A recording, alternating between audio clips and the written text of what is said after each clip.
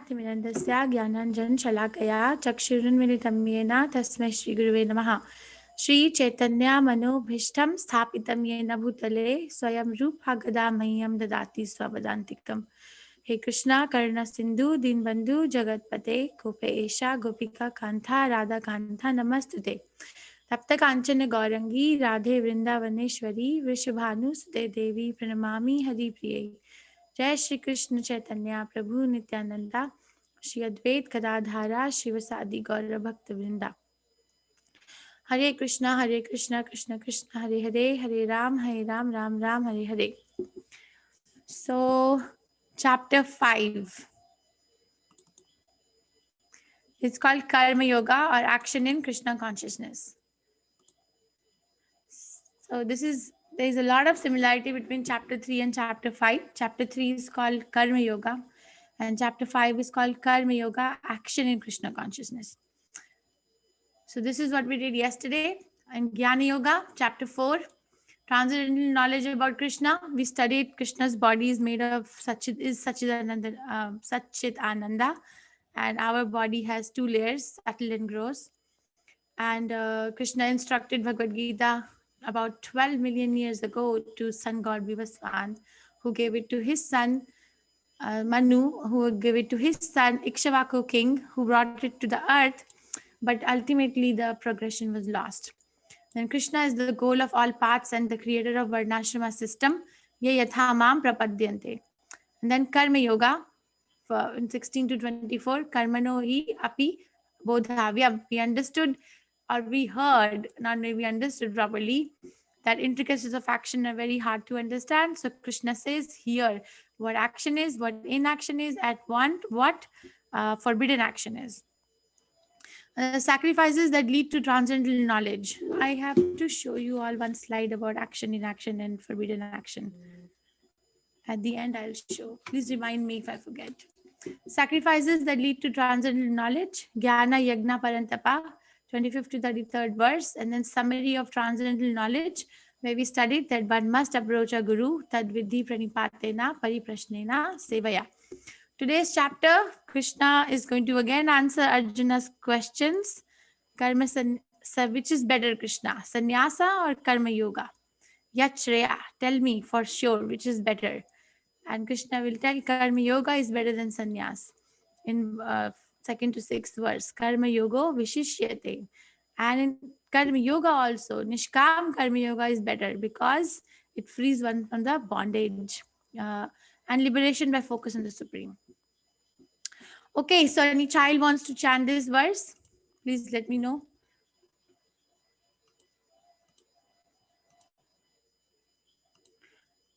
Sneha, Hare Krishna. You can unmute yourself.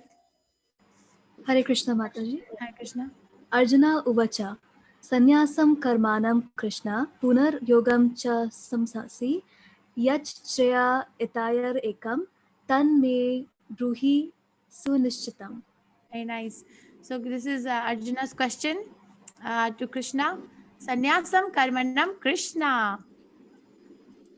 Punar yogam cha samshashi. Yashreya etayor ekam tanme bruhi sunishchitam. Tell me which is better, sannyasa or karma? Arjuna said, oh Krishna, first of all, you ask me to renounce work by cultivating the knowledge. And then you again recommend work with devotion. Now, will you kindly tell me definitely which of the two is more beneficial? Well, the question is that why is Arjuna asking now? What point did he get confused? Because it's already been explained in 3rd chapter that Karma Yoga is the best, because by working for Krishna, working is better than not working. And by working for Krishna, we are not going to inculcate the reaction of a work. But why is Arjuna getting confused now? That what is better, sannyasa or karma or work? So this is the reason. We have the thing for you. So devotional service is better than dry mental speculation. Okay, this is the series of events. You can study the slides on your own after taking quiz in Teachable. The slide PDF is available on Teachable. That what is happening, but I can give an overview that in second chapter, if you remember, first chapter Arjuna gives reasons for not fighting, and second chapter Krishna slashes each one of those reasons by using different tools of knowledge. So for example, in from verse 11 to 30th, Krishna describes the knowledge of soul. So it refutes the argument of compassion. He says your grandfather is not the body, is the soul, so your compassion has to be applied to the soul. But then in 31 to 37, prescribed duties explained, karma kardik. Arjuna gave a reason that there is no enjoyment if I win the battle. And Krishna refutes the argument by saying that there is enjoyment if you win the war, then there is a whole heavenly, earthly planet waiting. And if you lose the war, then you will go to heavenly planet. There is enjoyment either ways. And then 42 to 45, entanglement of soul due to fruitive activities is explained. Destruction of the family dynasty was the reason. And then Krishna explains that destruction of the family dynasty only happens. He said, "Now, family elders will be destroyed, so family will be destroyed." But Krishna gives the knowledge that by doing devotional service, no one is destroyed. Actually, by not doing devotional service, everyone gets entangled in different bodies. But and in the second chapter, if you read in detail, when between verse 46 to 53, Krishna explains disentanglement by devotional service. Salpamapi asya dharmasya trayate mahato bhayat. Okay, third chapter, it was Karma Yoga. So in text 17 to 18, Krishna explains there is no duty for a person in knowledge. I don't know if you remember, but I know it's hard to remember because we're doing one chapter a day. So uh, there, Krishna said that, yad yad acharati shrestha, work, because if you will work, then you will set an example for the society to follow you. But if a person is established in the real knowledge of the self, there is no work. But still, we have to work to lead the society. And chapter 4, text 33, Krishna explains that all kinds of work culminate in knowledge. See, in third chapter, he's saying no duty for a person in knowledge. And he's also saying that all kinds of sacrificial work culminate in knowledge in the next chapter. So it appears that knowledge is higher than work, right? Because the work is culminating in knowledge. So this is the point where Krishna Arjuna turns around and says, what is better? Should I renounce work or should I work? This is the point which he catches. And in the last verse of fourth chapter, Krishna again told Arjuna to get up and fight with determination. So he got confused in verse 33, 17 to 18, and the last verse, 42nd verse of chapter 4. Okay, so this is Krishna's answer. What is better? And there are words introduced in this verse, which I will tell. Okay, any child wants to chant? Vijita, hi Krishna, you can unmute. Hare Krishna Mataji. Hi Krishna. Shri Bhagwan Uvacha Sannyasa Karma Yogascha Nishreyas Kara Abhav Tayostu Karma Sannyasat Karma Yogo Vishisyate. Very nice, thank you. So Shri Dhanyavad. Bhagavan Uvacha Sannyasa Karma Yogascha Nishreyasya Kara Ubhau Tayostu Karma Sannyasat Karma Yogo Vishishyate. So two words are introduced in this verse. Karma Sannyasa, you see Karma Sannyasat, and the other word which Krishna is using is Karma Yoga. Karma Sannyasa means just taking retirement from the work itself. Karma Sannyasa, I am taking retirement from the work. And Karma Yoga means I am working for the sake of Krishna. So these are the two words introduced. The personality of Godhead replied, the renunciation of work and work in devotion are both good for liberation. So Karma Sannyasa is renunciation of work and Karma Yoga is work in devotion. But of the two, work in devotional service is better than renunciation of work. I find this as a very big declaration because most common conception of spirituality is armchair philosophy. Is if you have nothing else to do, you will open Bhagavad Gita. Right? That's the most common conception that people have all over the world. But that is not the fact. That is not what is written in Bhagavad Gita itself. I do not know from where this conception came. If we have to trace out the history, who planted this seed that the spirituality is for people who are retirement. First of all, people who are retiring have plans to travel across the world or to watch so much TV. No one has time for reading Bhagavad Gita. Why? Because they have no interest from the childhood. It needs to be cultivated. And Krishna is never saying that take retirement. Krishna is saying work. It's a war field. So work in devotional service is better than renunciation of work. So karma sannyasa is means renunciation of work, and karma yoga means work in devotional service. And this is a story of King Riga. King Riga was a king who was very, very fond of doing karma kand activities like sacrifices. He was a very pious king. Okay, so he was performing sacrifice once, and he gave in the charity to the brahmanas at the end of sacrifice. The sacrifice that he was doing was different than the devotional service. It was like, let's say, I want a very good kingdom. Okay, then perform a sacrifice for fulfilling your desire. So using dharma to get artha. See, dharma to get money, artha, and then why artha? To satisfy one's senses, kama. So dharma, artha, kama. That's karma kand cycle. So that's what he used to do. At least he used to approach God for all the problems. So he is considered pious. Okay, he's not considered impious. But what happened one time that he was performing the sacrifice, and at the end he gave in charity to the brahmanas so many things. He gave so much jewels, so many cows, so many clothes, gold, as much as there are number of stars in the sky or number of sand particles on the earth. But what happened that one brahmana who was given a wealthy number of cows was going back home, and one cow accidentally escaped his innumerable herd and entered the herd of a other brahmana's charity. So this brahmana saw that one cow has escaped. So he went to King Riga and said that I want to claim that cow back because it was given to me by you.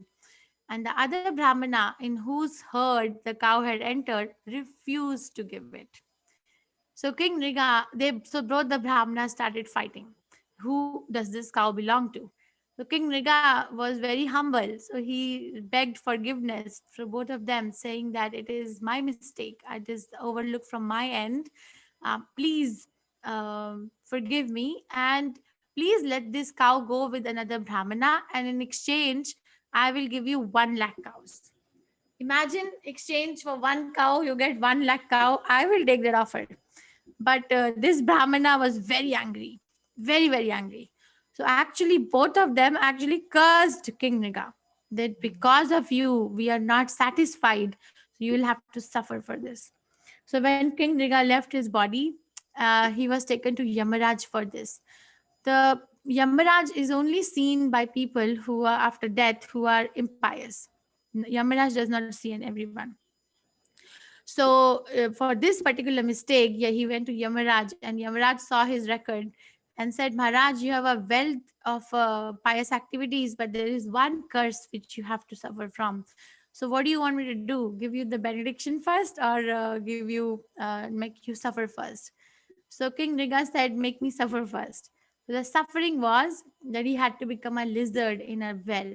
So much so that no one except Krishna will be able to take him out of the well. So many millions of years later, there was a well. He was a lizard. He was just lying in the lizard and waiting for Krishna. So many millions of years later, Krishna and his family came for a picnic in a park where this well was there, and his sons went to grab the lizard. They were not able to get the lizard out, even though the lizard was huge and the depth was not so much, but they still were not able to. So they ran to Krishna and told him about the lizard. So Krishna took the lizard out with his left hand. It was not even an effort for him, and then he got liberated. So the bottom line is that the fruitive activities are also dangerous because one may have to suffer. It is also a karma kand. It results either you suffer because somebody cursed, or enjoy so-called enjoyment because you accumulated pious activity. But the thing is that enjoyment is also going to lead one to the heavenly planets. It's not going to lead one to Vaikuntha or Goloka Vrindavan. It still be in the circle of the material world. Abrahma Bhuvanar Loka Punaravartina Arjuna. Go up, go down, everywhere there is a place of birth, death, old age, and disease. So that is why Krishna is saying karma yoga is better, not karma kand. So King Riga was fond of performing fruitive activities, sacrifices, and charity. Fruitive activities is the word used.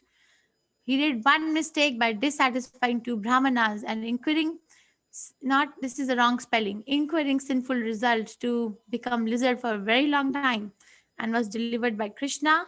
And King Nriga confessed the futility of fruitive activities. Therefore, devotional service is the only auspicious activity for the soul.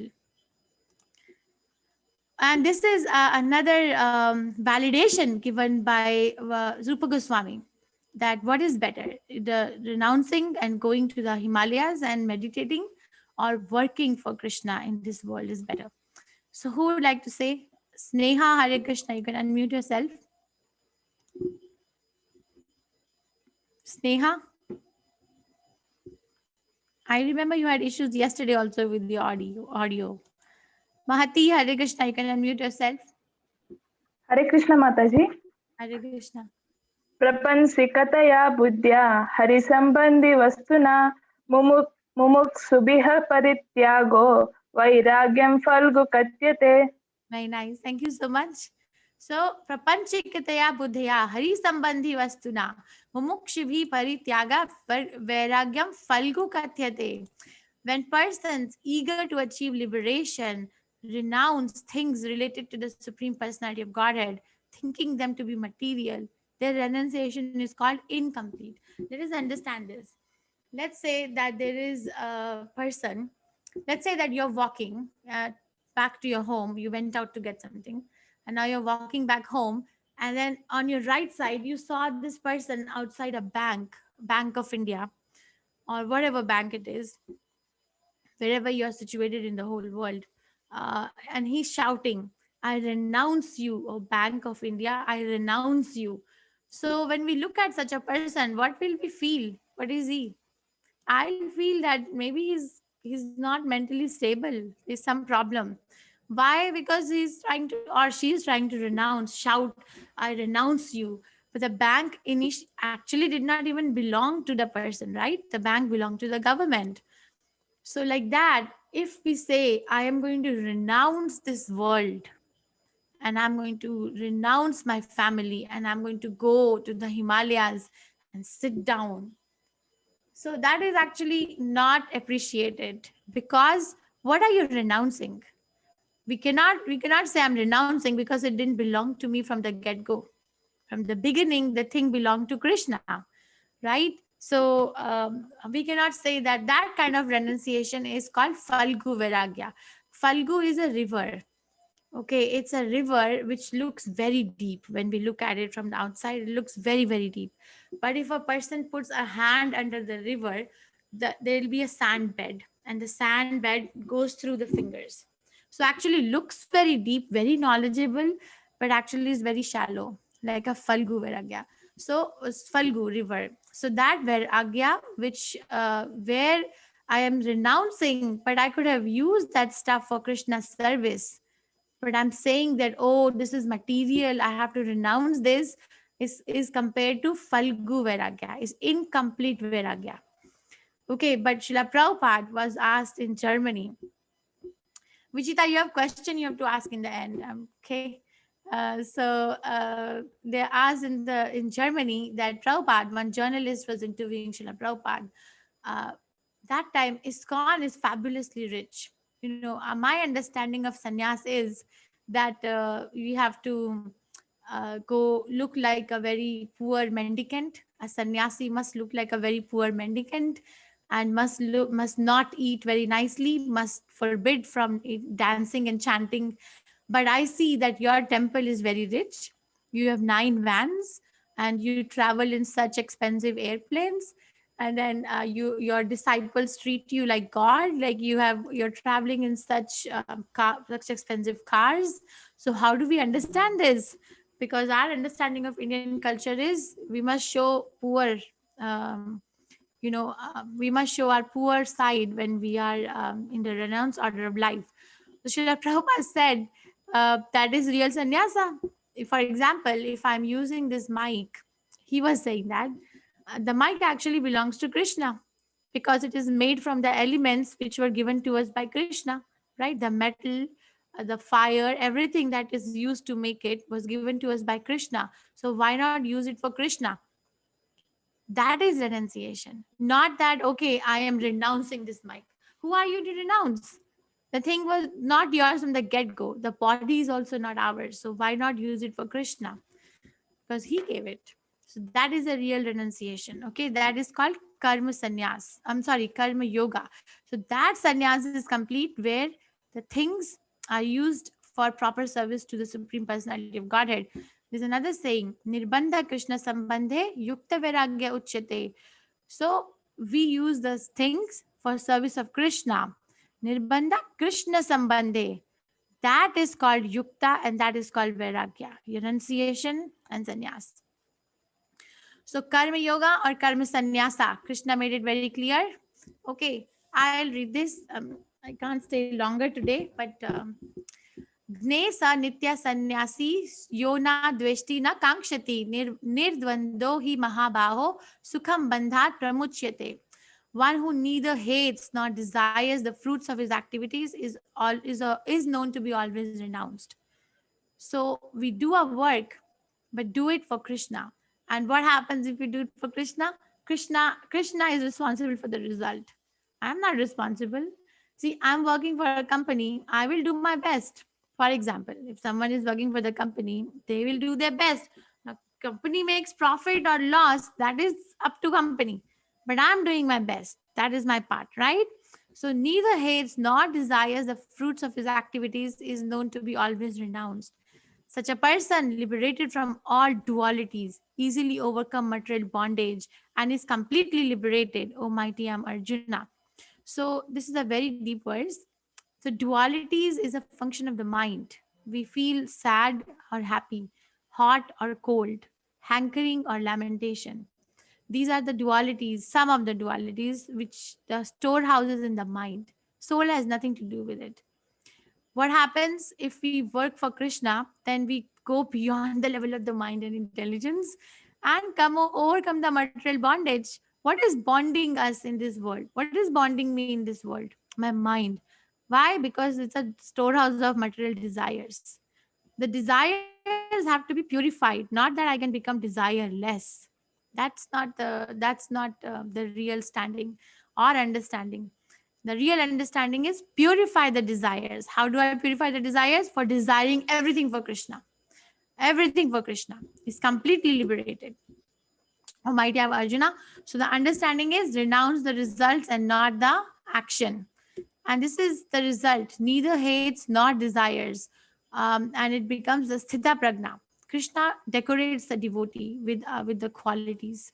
So this is a story from Chaitanya Charitamrita. This is Haridas Thakur. Haridas Thakur was called as Namacharya.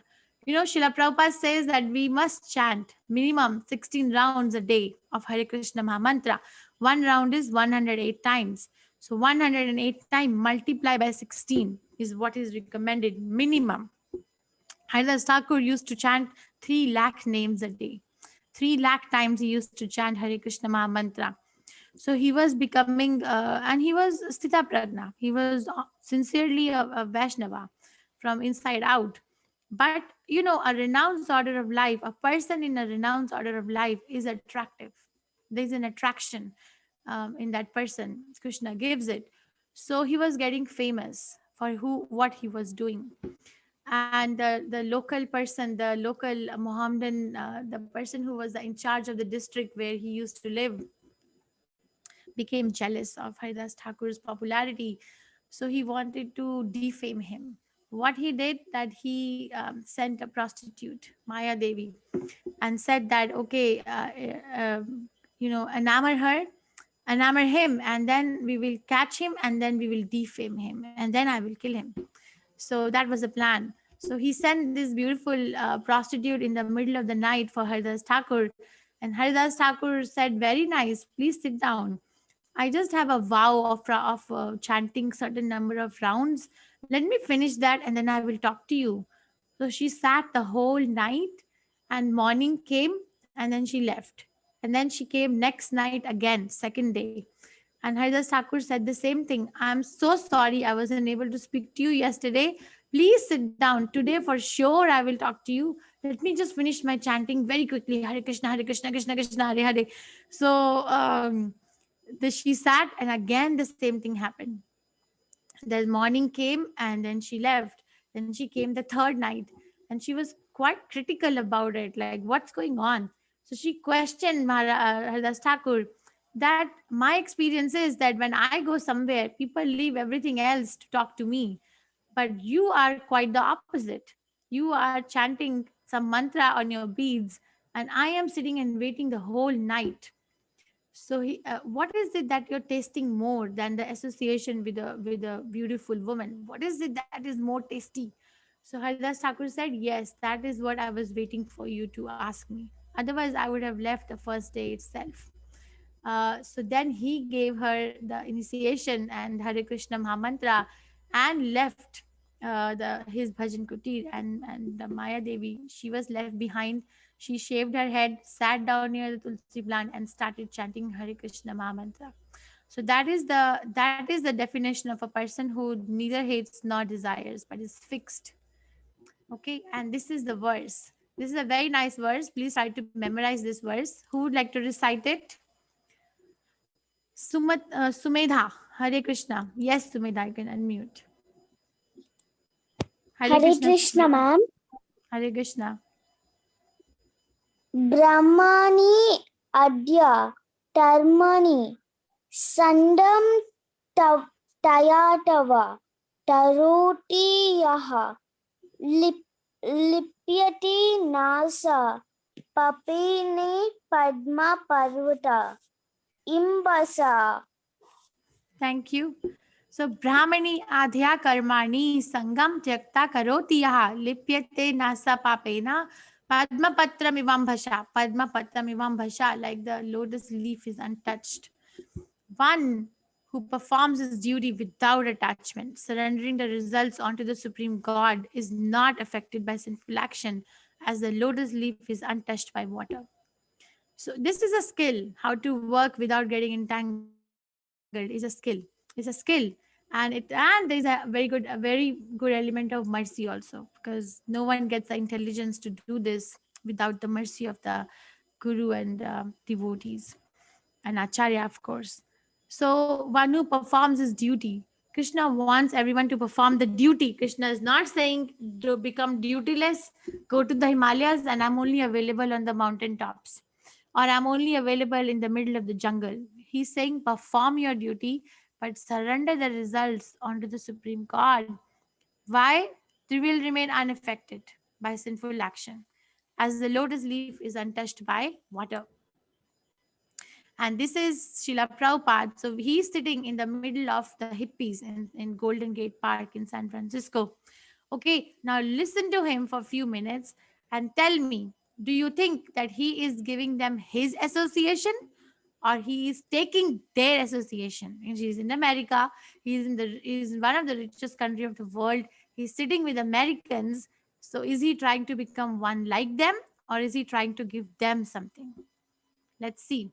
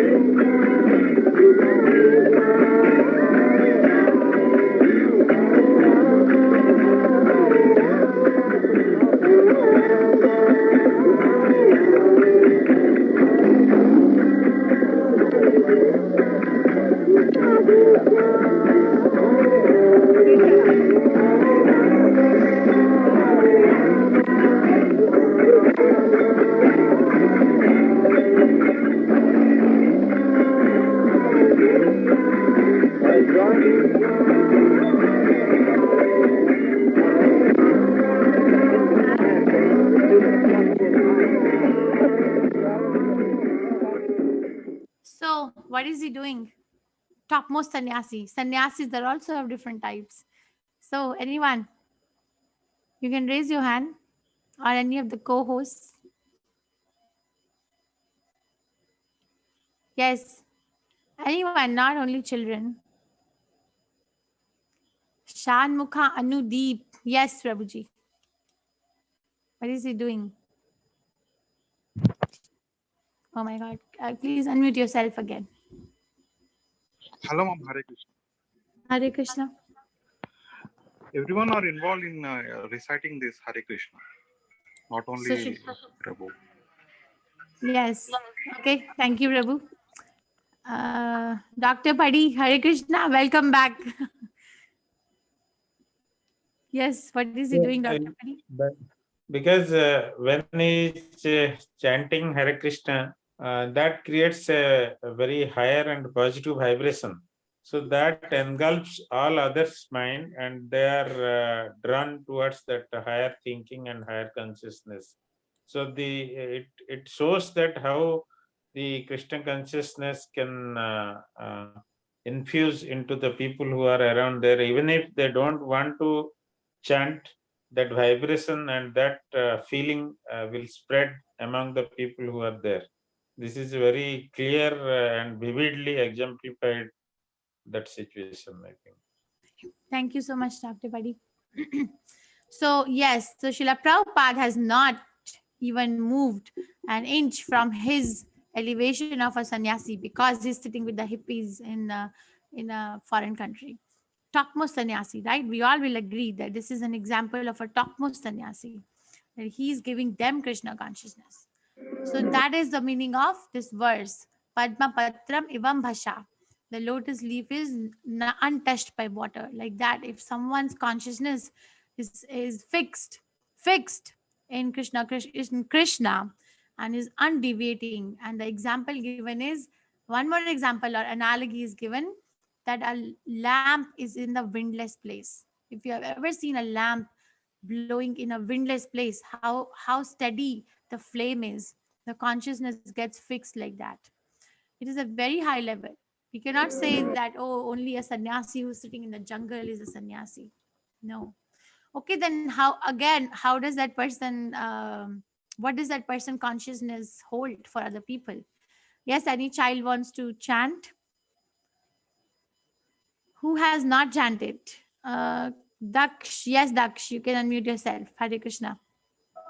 हरे कृष्ण विद्या विनया समपने ब्रह्ममने गवि हस्तिनी सुनी cava स्वापैके च Pandita समदर्शिनः.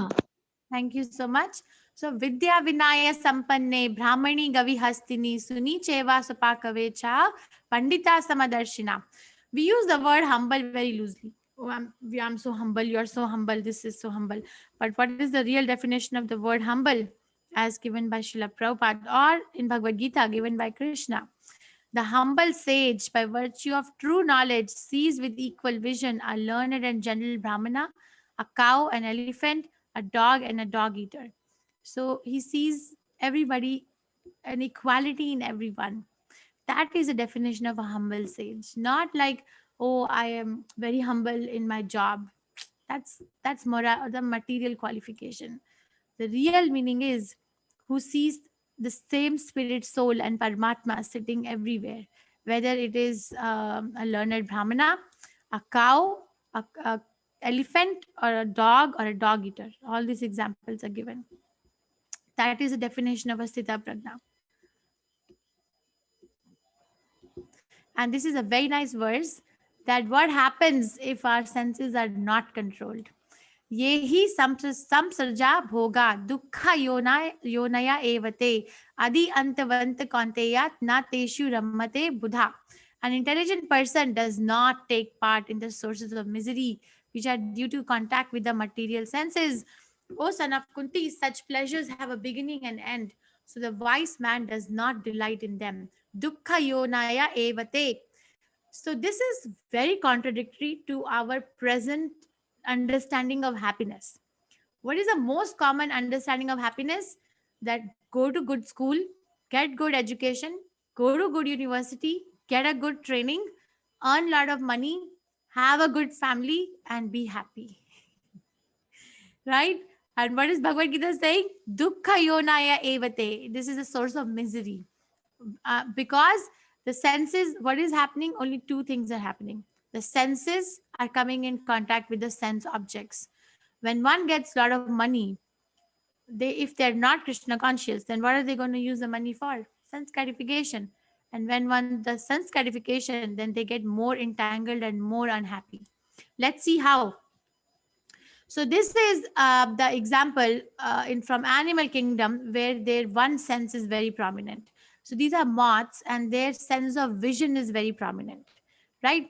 So if you have ever seen, any one of you, if you had an experience that after a rain there are street lamps and the moths get attracted to the light of the street lamp, and then they go in herds over there. Why? Because the vision, the sense of vision is very, very prominent. It pulls. But what happens? They get fried because of the heat of the lamp and die. They went to the lamp to satisfy the vision, sense of vision, but it was a trap for them to die. So dangerous. And this is another example of a deer. A deer sense of hearing is very prominent. So the hunter plays a very nice flute, and the deer gets attracted to the sound of the flute, and then what happens? Gets trapped by the hunter, loses the life. And then this is the example of a bee. The bee's sense of smell is very prominent. The scent though goes inside a flower to get the nectar out of the flower, but at the time of sunset, if the flower closes, the bee gets trapped there and dies. So sense of smell. And for a fish, sense of taste is very prominent. There is so much food available in the river, in the ocean, but a fisherman puts a bait in the sea or river, and the fish gets attracted to the food. What happens? Gets caught and dies. An elephant, such a humongously gigantic animal. How is the animal caught? Sense of touch is very prominent. So the hunter, they train a she elephant how to entice the elephant, and they dig a pit and cover it up with the branches of a tree. You see, there are branches of the tree, and the she elephant is trained to go around the pit. So they let loose a she elephant in the jungle, and the elephant follows this lady, and then she goes around the pit, but he falls down in the pit. Lose such a big elephant, gets trapped because of the sense of touch is prominent. So sense of vision, sense of hearing, sense of smell, sense of taste, sense of touch. In animals, one sense is very prominent, right? But what is the condition of a human being? All the senses are equally prominent, all of them. So the enemies are with us every second. Everything is prominent. So how can one attain peace? Dukkha yonaya. This is a source of misery. So if I want to accumulate a lot of money, I will do all kind of ghastly things. Or if I want to be powerful, I will again be entitled or will not hesitate to do any of the ghastly or forbidden actions. That is why become a devotee, because you get the real peace of mind. The peace, not only the peace of mind, actually the peace is coming from the heart. Krishna gives peace of the soul, and that actually decorates a devotee. That is the ornament of a devotee, the peacefulness. Otherwise, what is the difference? This is the real life. But when we become a devotee, we attain real peace, which is a gift from Krishna. And how do we become a devotee? Start from tongue. Chant Hare Krishna and eat Krishna prasadam, and get out of these dualities of desire and hate, because that is bonding. And this is a peace formula. Everybody says in the whole world, right? Now, how can I attain peace? How can I attain peace? So this is the peace formula. Yes, any child wants to recite 29th verse? Trisha Shant Prut Hare Krishna. You can unmute yourself. Hare Krishna Mataji. Hare Krishna. Bhoktaram yagna tapassam sarvaloka maheshwaram suhrdam sarva bhutanam jnata mam santim rachati. Very nice. Thank you. Bhoktaram yagna tapasam sarva loka maheshwaram suhridam sarva bhutanam gyatva mam shantim rachati. So sages, so bhoktaram yagna tapasam means bhokta means enjoyer. Yagna tapasam, I am the enjoyer of all the austerities and penances and sacrifices. Yagya is sacrifice, tapasya is penances or austerities that one does. Krishna says, I am the enjoyer. You do it, but I enjoy. But okay, is he the enjoyer only in Vrindavan? Or is he the enjoyer only in Mathura or Dwarka? No, he says, Sarvaloka Maheshwaram, the entire universe. I am the enjoyer of all the sacrifices and of all the penances. Suhridam Sarva Bhutanam. If you read Bhagavad Gita chapter 2 in detail, Srila Prabhupada explains 3 types of friends. Mitra, Bandhu, Suhrat. Suhrat is the best of friends. So that's what Krishna is saying. Suhridam, I am the best of friend. Who's best of friends? Sarva Bhutanam. Everybody. I am the best friend. One who understands this, what are the 2 things? That I am the only enjoyer, and I am the only best friend of everybody across the universe. That person gets Gyatva Mam Shantim Rachati, gets the real peace. So this is the meaning of this verse. The sages, knowing me as the ultimate purpose of all sacrifices and austerities, the supreme lord of all planets and demigods, and the benefactor and well-wisher of all living entities, attain peace from the pangs of material miseries. Otherwise, if as long as I am doing an activity and I am thinking that I need to be the one enjoying because I am doing it, I am the doer, so because I'm the doer, so I should be the enjoyer. As long as that argument is going on, no question of peace. One may look like and dress like a very nice and peaceful person or very renounced person, but in the heart of heart, there is no peace because Krishna is declaring it. Unless and until we come to this platform, that Krishna is the only enjoyer, Krishna is the only benefactor, real benefactor. Let me do everything for Krishna, and then Krishna will give peace as a gift. Then only one can be peaceful. So this is Krishna. His friends they're just enjoying. No school, no factory, nothing in Goloka Vrindavan. Their mothers send them to the small boys, send them to the Govardhan hill with the baby cows and give them a lot of sweets to eat and food to eat in the lunchtime. And everyone is offering Krishna, and everyone is enjoying. It's not like Krishna is taking everything from everyone and then we are left poor. No, right? No, that's the understanding of a non-devotee. That everyone enjoys through Krishna. Let us all enjoy through Krishna. Let us all sing for Krishna. We have a tendency to sing, to dance, to eat nice food stuff, to dress very nicely. Do it for Krishna. Because if you do it for Krishna, there will be so much perfection in the activity. Otherwise, if I do it for myself or if I do it for someone else, neither I will be satisfied nor that person will be satisfied. Right? Kamadhinam katina kalita palita durini desha tesham jata mai na karuna na kripa no pashanti. Or there is another bhajan, bhajahu re mana Shri Nandan Nandana abhaya charana ravindare. So this devotee is singing that oh my dear mind, please sing the glories of Krishna, because I want to achieve the shelter of Abhay Charan. I want to achieve the fearless shelter of the lotus feet of Krishna. Shita atapa bata parishana e dina jamini jagire. I have uselessly been given, made together, joined together day and night. You know, some people work so hard that the day and night are joined. There's no separation. And I've tried to serve myself, I've tried to serve my family. Neither I am satisfied nor they are satisfied. Now I want to take the fearless shelter of Krishna. So while taking the fearless shelter of Krishna, one becomes very happy and one becomes very, very satisfied, and all their needs are fulfilled. We don't see in the history of scriptures, at least I have not come across anybody who is dissatisfied by serving Krishna. Okay, so what we studied today, we studied that Arjuna is asking Krishna 2 questions. What is better, taking sannyas or working for you? What is better? And where is that confusion spring from? I discussed. And then Krishna says karma yoga is better than karma sannyasa. Why? We gave references that Rupa Goswami says, Nirbandha Krishna Sambandha Yukta Vairagya Uchyate or Prapanchikeya Buddhi. Like we must use things that they belong, that could be used for service of Krishna rather than artificially renouncing them. Such artificial renunciation is an incomplete renunciation. And then we studied that Krishna says that devotees who take part, who become like that, they actually become elevated from the material bondage and from the dualities of misery and happiness, like a lotus leaf is untouched by the water. And one who does not do that, then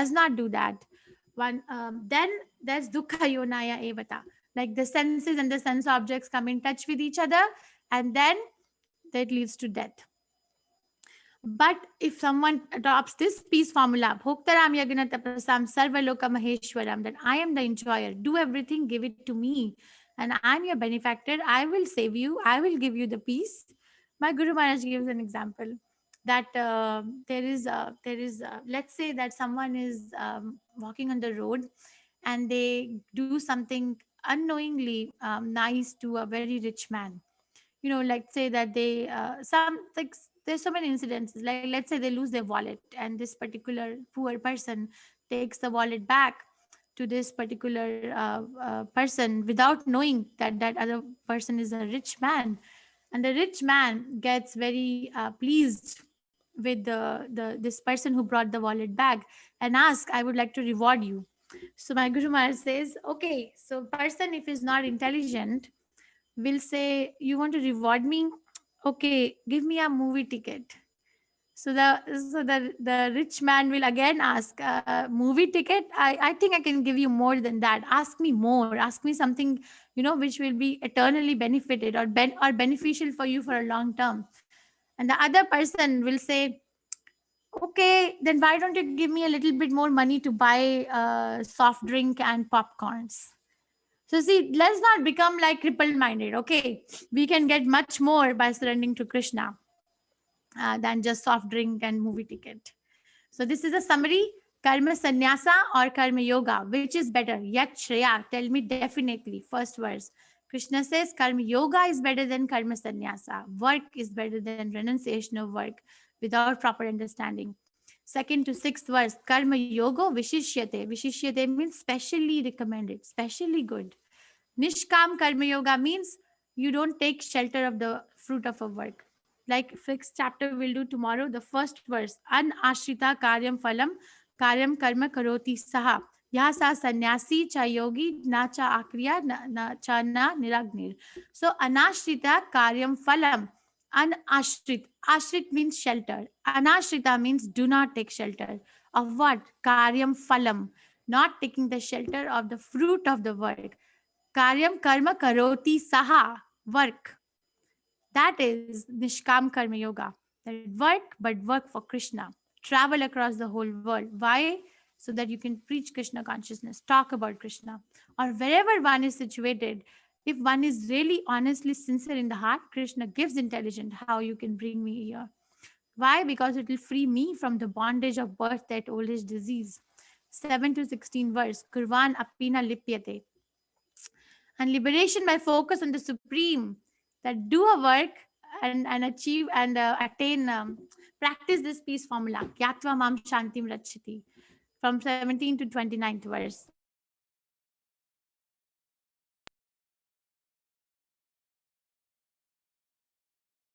In this understandinggita.teachable.com. The link is shared by Kartik Prabhu every day in WhatsApp group. Please take the quiz. Without enrolling, without giving the quiz, you will not get the certificate. And if you have any question, please don't WhatsApp me. The messages will definitely get lost because my WhatsApp is like an ocean. Please email me. And we have been sharing our recordings every day, but you can also watch Prabhu's recording. Is that you must memorize or must consider to memorize in this chapter is verse 18, 22, and 29. Okay, so let's watch Prabhupada's video. Then we can spend 5 minutes for question answer. Mataji, one slide about Sattadma, Atadma, and Vitadma. Oh, yeah. Okay, thank you, Mataji. I have to pull it up. Let's watch Prabhupada's video. Mataji, And could you then, please show me the previous slide? I wanted to write the shloka down. who is speaking? Sneha. Oh, you never muted yourself again. Okay. 18, 22, and 29 are the verses, Sneha. Okay. So, past, present, future, you exist. The body changes. Is it not clear? That's clear. Yeah. So therefore, the conclusion that when he not have this body, he will have another body.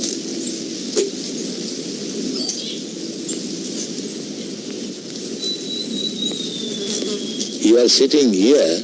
If you don't sit here, you go. That does not mean you are sitting,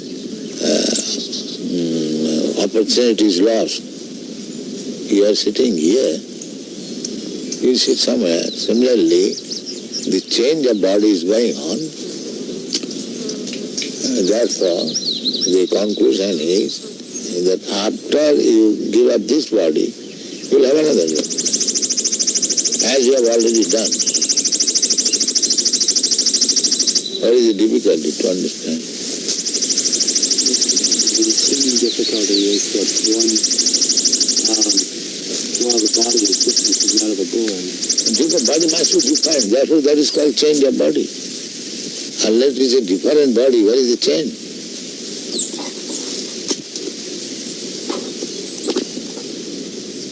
The memory is there, the boy, or the spirit is there. The memory, sometimes we may not remember. Just like this child, he may not have memory when he was very small, but you have got memory. When he was a small child, you are doing something, or he was playing with some cats and dogs, but he does not remember that. But you remember it.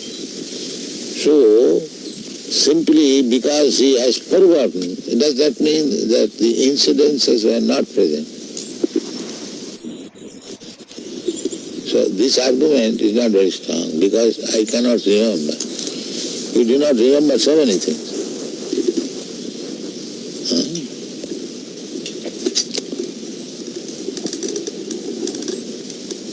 But the fact is this, that you are changing from this body to this body to this body. Therefore the conclusion should be, after this body I will accept another body. And that's the fact.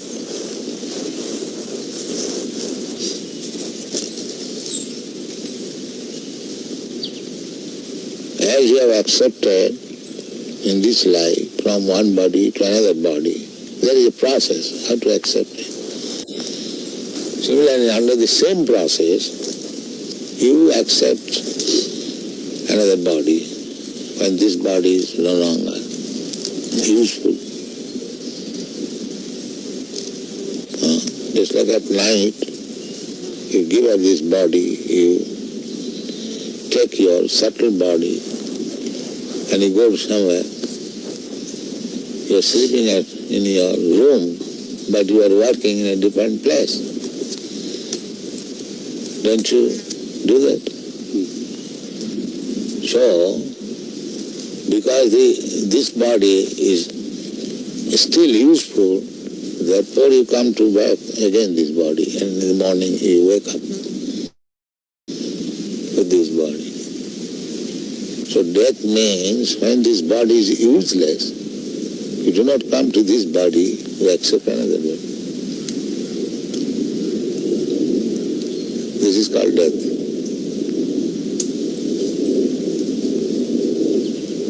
That subtle body takes you from this body to the womb of another mother by nature's direction, that this soul shall get this kind of body.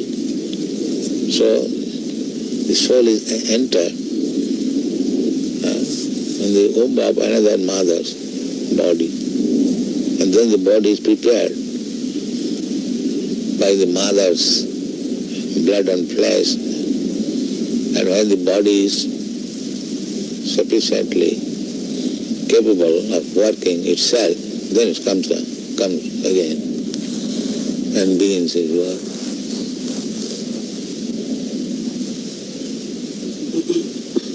This is birth and death. The soul is eternal.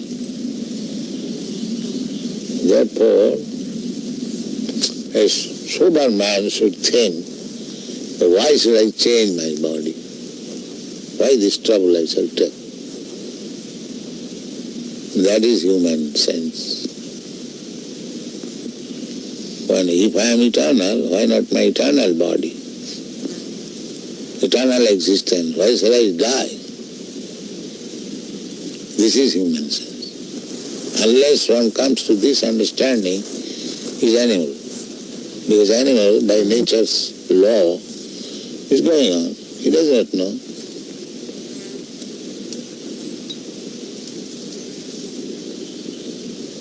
Then a human form of body, when he understands that I'll have to change this body, I'll have to get another body, then the question is, what kind of body I shall get? That is human intelligence. By nature's way, we are getting body, but that is on the selection of the nature according to my work. If I work like animal, I get animal body. If I work as demigod, I get demigod body. If I act as trees, then you get tree body. If you acted like dog, you get dog's body. Nature's way. Therefore you find so many varieties of body.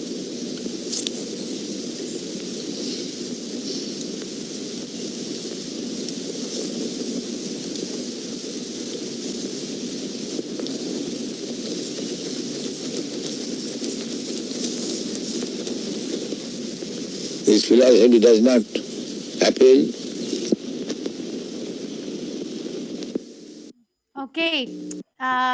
Yes, I will pull up the slide for akarma, vikarma, and akarma, vikarma, and karma, and then we can take up few questions, maybe for 5-10 minutes only today.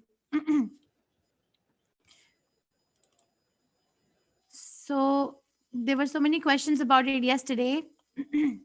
I have a slide which I came across in my Bhakti Shastri.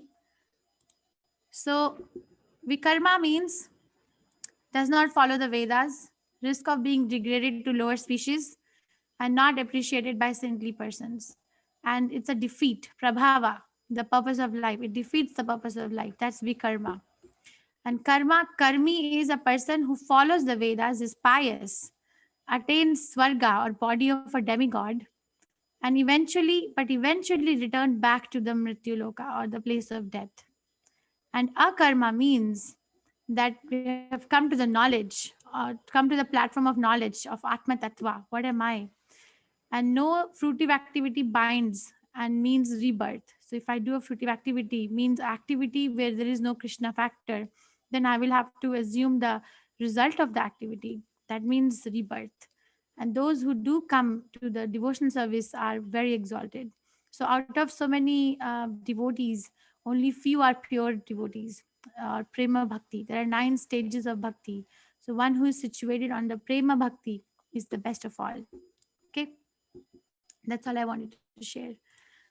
Okay, we can break down the rooms. Sita Mataji and Kalavati Mataji, please make sure that you are in separate rooms for 5 minutes only. I have to please check on yourself, each other, that you are all on separate rooms before you start taking questions. And I'll call back everyone in 5 minutes because I have to leave for work. Okay, I'm opening the rooms. And whoever is staying behind in the class, you can feel free to raise your hand and ask questions. I may not be able to honor all the questions today, though.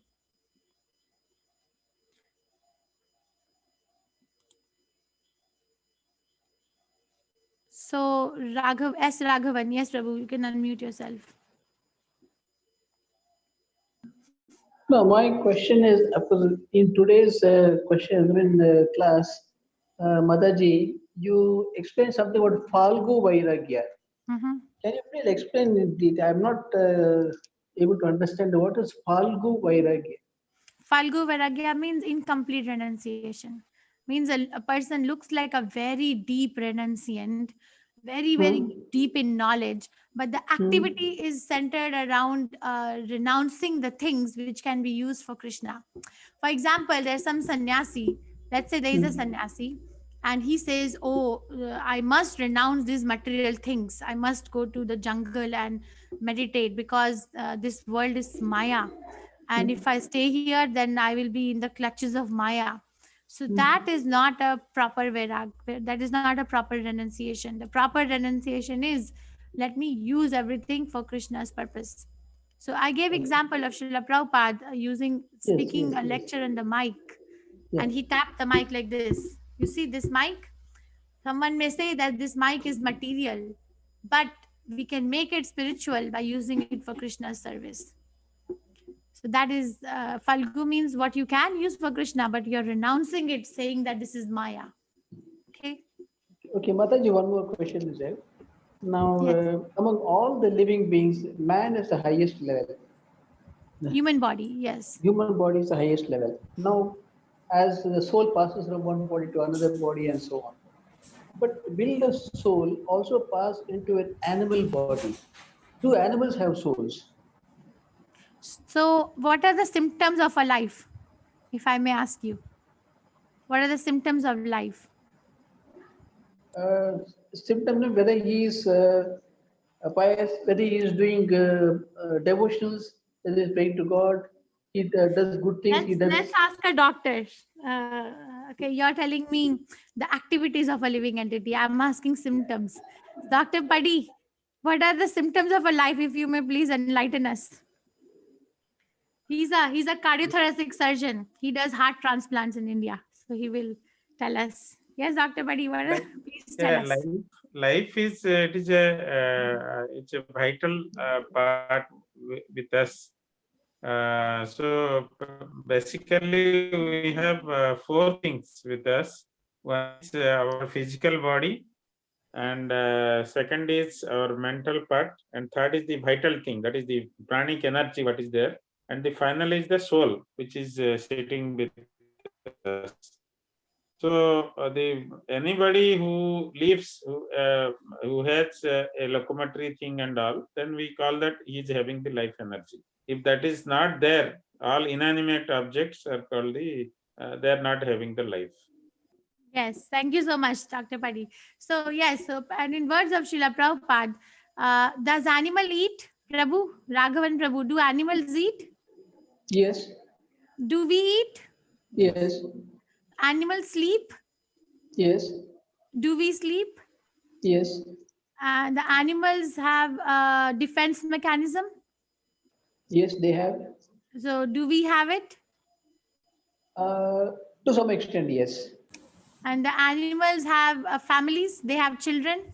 Yes, they have. Do we have it? Yes. So why can't they have soul? If they're doing the symptom of soul is that there is consciousness. We can feel the pain and pleasure, and we do activity. Dead body has no activity. So this is one understanding of a person has. But one thing what is normally told is, after having passed through all the living beings, the highest level we reaches the human being. So then Highest again, body. we are going back to again animal life. That means if we do some wrong things, that means our bad karmas, then we go to even the animal kingdom. We can go back to that. That means. Yes, very nice understanding. Yes, your understanding is perfect. Yes, whatever mode I'm associating with, I will get that body. That's what Srila Prabhupada was explaining too, right? Now we have a choice. Animals don't have a choice. They are going through evolution by the force of the material nature. They don't have pious or impious activity because the intelligence is so diminished. But we have a choice. Okay. Thank you, Mataji. Hare Krishna. Actually, Kathy. Yeah. Yes. in comparison to animals, and the human life, we are having the mental plane, because Yes. they don't, animals or other things, they don't have mind. Yes. So the mental gift is given to the human being, because once we have a mind, it becomes an instrument for us to grow into the divine. To the higher consciousness, we Yes. can go with the mind. Without mind, we cannot go. That is the difference between animal and human beings. So if after getting mind, if we are not able to know the divine, if we don't get into the Christian consciousness, then there is every chance of we are falling back to the animal life. What Srila Prabhupada has mentioned in this last video. See, if we are not, in spite of having a mind, if we are not conscious enough to grow to a higher consciousness, then there is every chance that we have to get back into the lower life. Animal life. Doctor, Thank you. One second, Prabhu. Khyati Mataji is next, so I have to close the session in next 2-3 minutes. So let's give Khyati Mataji a chance. Mataji, please go ahead. I'm going to close the. Yeah, thank you. Today, I want to ask you, I've seen so many people are chanting with the mala, but always they are covered with the cloth. Some ladies are covered with the sari, and people are covering with some bag, small bags in their hand. Is it necessary to do that? Anything is there? Because I'm not aware about it, that we should cover the mala while doing the chanting. We keep it very clean, right? If we are just exposing it, putting mala on the floor or in the neck or on our lap, it's not clean, and we are chanting Krishna's name. So we keep it very clean like that. Prabhupada always has a chanting bag in his hand, if you see, and the beads are inside the bag. Okay. So yes. Okay, and thank you very much. Today, actually yesterday I asked you some question, and today I got the much clarification in the class. So thank you very much. It was more clear today. Hey, Hare Krishna. Yes, Vijita. Hare Krishna, Mataji. Hare Krishna. Thank you. First of all, thank you for taking such lovely classes. I just enjoy them a lot and wait for it every day. But due to some network issue, I could not join yesterday. So I will have a look at the slides, the PDF of the slides. But what I wanted to ask you today was, what is the meaning of renunciation? And my second question is, you showed the video of Prabhupada, Srila Prabhupada, and like he said that if we do work like an animal, so we get an animal body. But where does this start from? It must start from somewhere, right? Like okay. What was the first question again? What is the meaning of renunciation? Oh, renunciation only means, so there are two words introduced, right? Karma sannyasa and karma yoga. So karma sannyasa means that someone is renouncing or giving up the work itself. Oh, I'm not going to work, because if I'm going to work, then I'm going to be in Maya, right? And karma, and then there's another word means karma yoga. Yoga means linking oneself with God. So I work, but I only work for Krishna. For Krishna. So the true renunciation or true, what is, you were asking the word meaning? Renunciation means giving up. So either you give up the work or you give up the fruits of the work, but you have to give up something for Krishna. Yes. The person who is giving up the work is inferior, according to this chapter, what Krishna is saying. And the person who gives up the fruits of the work is superior. You work. Let's say you're a student, right? What grade are you in? 7th. So 7th grade, right? So let's say one student is saying, oh, this education is material. This is Maya. I'm not going to study. So they're also giving up something. So they give up the work itself. Yes. But there's another student who says, let me study very nicely, because actually the knowledge is, even though is about the material elements, but material elements are also given by Krishna.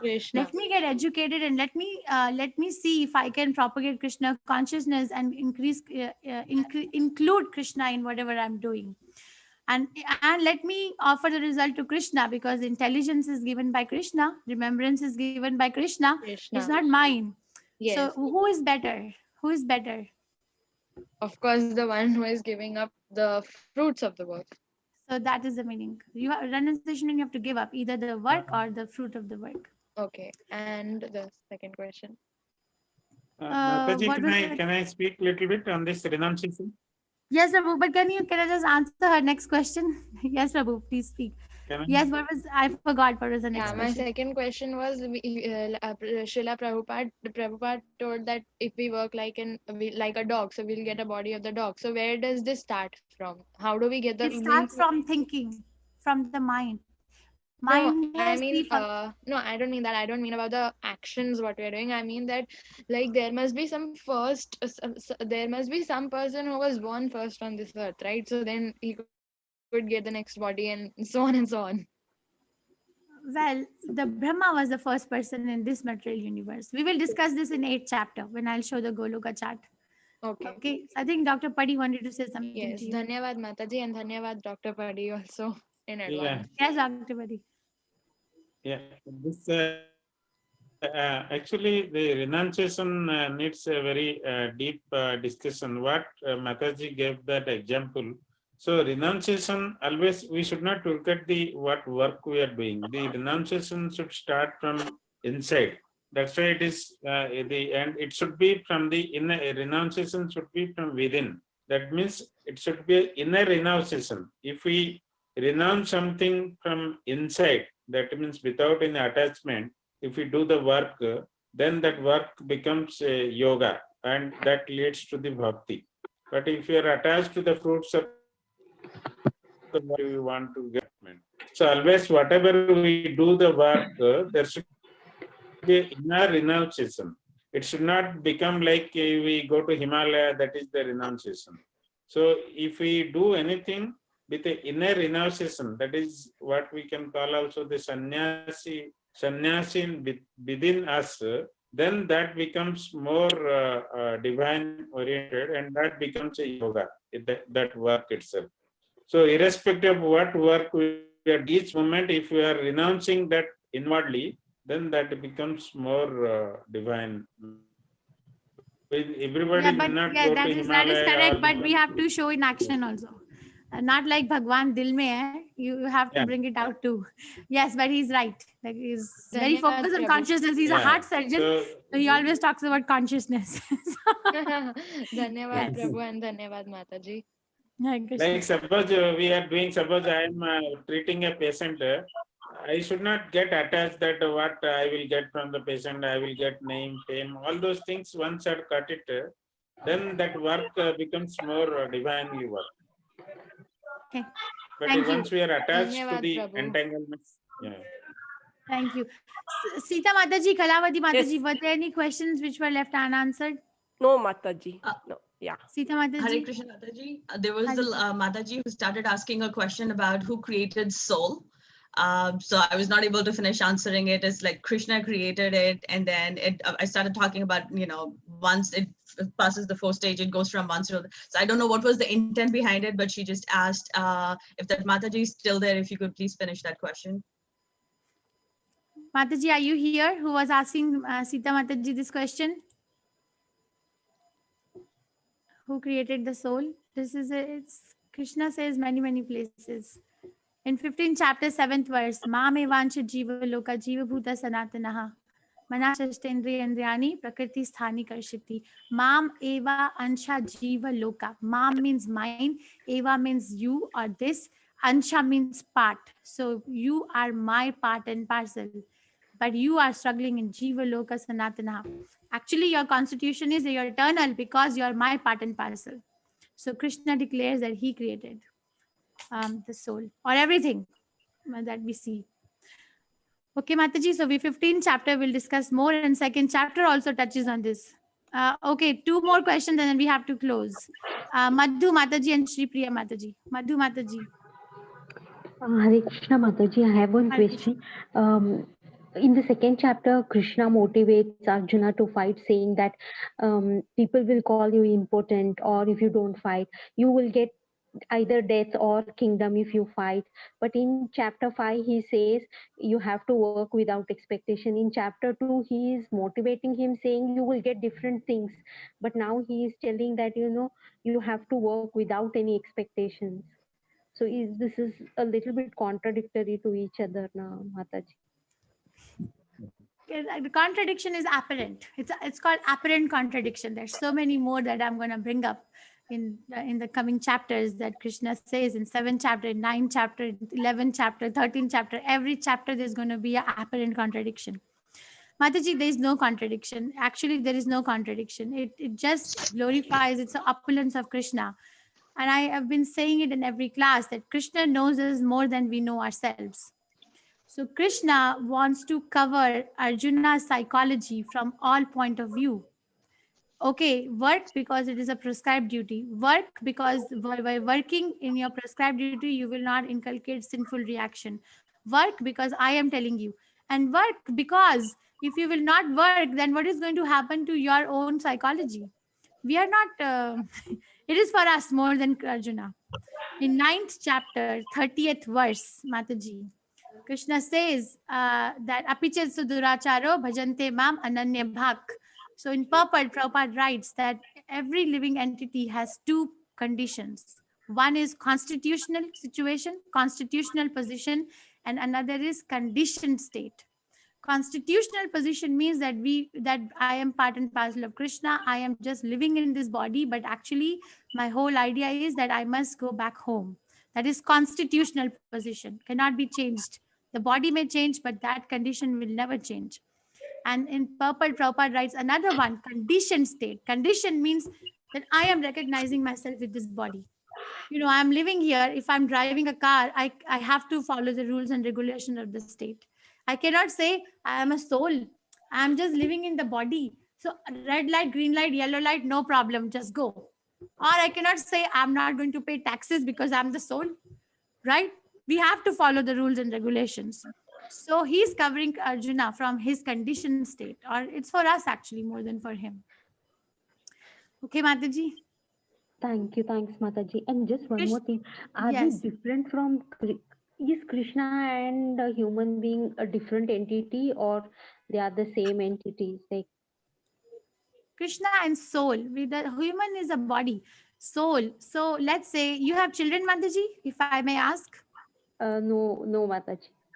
Okay, so let's say that I have children. So let's say my daughter, she's part and parcel of my body. Yep. So, but is she me? Can she merge in me? Even though she's part and parcel of my body, but can she merge back inside my body? No. Were we ever merged with each other, even though I was carrying her? But were we ever merged with each other? Or were we always two different people? Always two different. So that is the situation between the soul and super soul. I am part and parcel of Krishna, like as much as my child is my body's part and parcel, but I'm always a different person.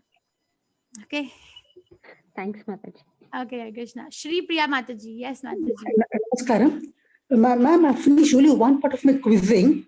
How do I go for other updates of quizzing? Can you please send me the link? The same link, Mataji. You just have to go through the quiz. Also look at the slides, look at the videos we are posting, and check the box of continue and complete, and it takes you to the next chapter. We unlock each chapter the day we cover that chapter. Let's say today I did 5 chapters. So today 1, 2, 3, 4, 5 chapters will be unlocked. But 6, 7, 8 further chapters will still be locked. So every day you do one chapter, the chapter gets unlocked. But I'm unable to open that lock. I'm unable to open the lock. You have to, this problem was there before, but the problem was the settings. So you have to click yesterday, Ma'am, actually I started opening yesterday, but I was unable to open it. You said you will write and test somewhere, no, ma'am. Where we should write, ma'am? Teachable. You have to make a link. It's on the WhatsApp. The link is there. Mataji, try again. Otherwise, send us the screenshot. She has to go through all the videos. No, she has to go through all the videos. She has to go through all the videos. I went through all the videos, but I'm unable to open the link. No, if I may add, you are jumping every chapter. I mean, you need to go to every chapter. The end, you might find it. No, not only that. If I may add, when we are trying to unlock, it is not coming, it is coming back to home screen. But on the top of the screen, there is one tool. In that, there is one arrow. If you press that arrow, then the next page is coming. Even I had this problem earlier. Are you logging from your device, not laptop or computer? Then I'm logging from my cell phone only. Okay. Phone, that is why we had that issue. One minute, Mataji. There will be a green color arrow in the right side. Yes, you try that, it is after coming. completing the first quiz, then there will be a green arrow on the right side. Press on that. You can do another chapter, Mataji. Okay, thank you. I'll do it again. I'll just try it again. Thank you, thank you. Namaskaram. Thank you. Okay. I will take up more questions tomorrow. Please, I have to leave for my work, so I'm sorry. But thank you for coming. Please write down your questions, and I'll have more time on Friday. Actually, Friday we can sit longer and talk about more questions. So thank you for coming, everyone.